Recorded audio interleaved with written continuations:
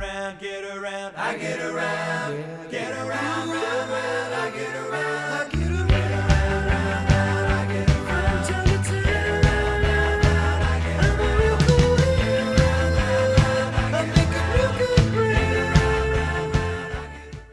First of all, where's California? In the world? In the US?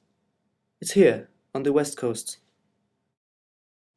Here's a topological map of California. Its length is 1,214 kilometers and its width is 400 kilometers. The highest point is Mount Whitney, 4,400 meters.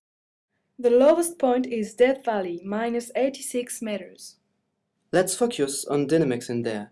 California is often hit by earthquakes such as the San Francisco earthquake, which killed about 3,000 people on the 18th April of 1906. What can we infer from the earthquake study? Let's see where earthquakes focuses exactly are on a map of earthquakes with a magnitude over 1.5 between 1980 and 1996. We can see 4 different zones that depend on the localization of faults. By the way, let's see where these faults are. So, we can focus on our 4 zones. First, areas with almost no earthquakes. Then, areas with a high density of earthquakes that follow the faults. 2 principal areas in the south and the north, where there is a low frequency of earthquakes, although there is a fault. And finally, areas with many earthquakes but no faults. In order to understand these zones, we can study their magnitude. 2 kinds of earthquakes occur along the faults. Where they are frequent, their magnitude are low, under 6, and where they are rare, their magnitude are high, over 7. With no further information, we can't explain these statements and the dynamic context in California. So, what can we understand thanks to the study of the movements in California? First, we're going to study them thanks to the focal mechanism, which are obtained with seismograph in different zones. You just have to see where the areas in compression and in dilatation are and draw the focal mechanism for each earthquake. Basically, when you take a quick look at this map, you can notice that most of the focal mechanism indicates a dextral slide. When you look at it in detail, we can notice some compressive mechanisms and extensive ones, which match with a zone with no fault but with a lot of earthquakes. We can also study the movement thanks to the geodesy. Satellites are able to give us the absolute movement of different areas. Here is an example of map obtained in which arrows are proportional to the speed.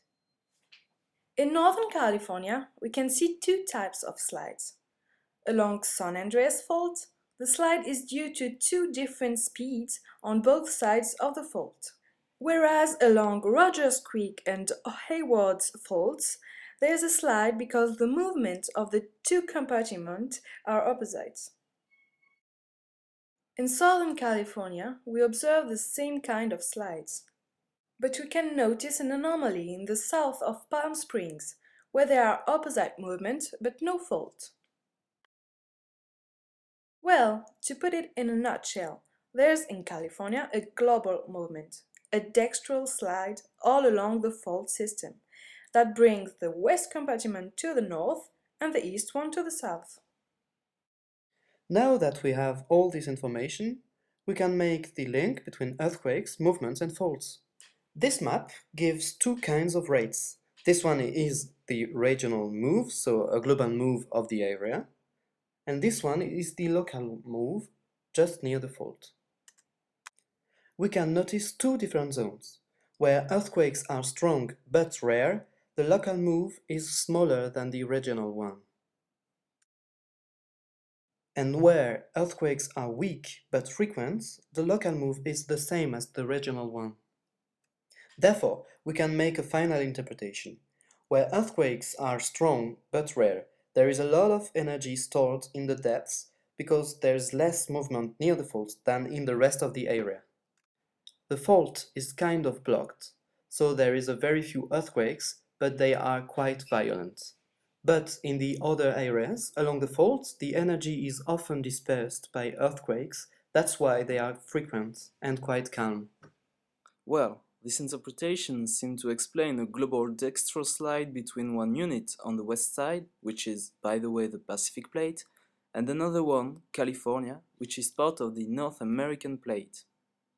We could go further and study the boundary between the Juan de Fuca Plate, north of California, and the Pacific Plate, which is particularly seismically active.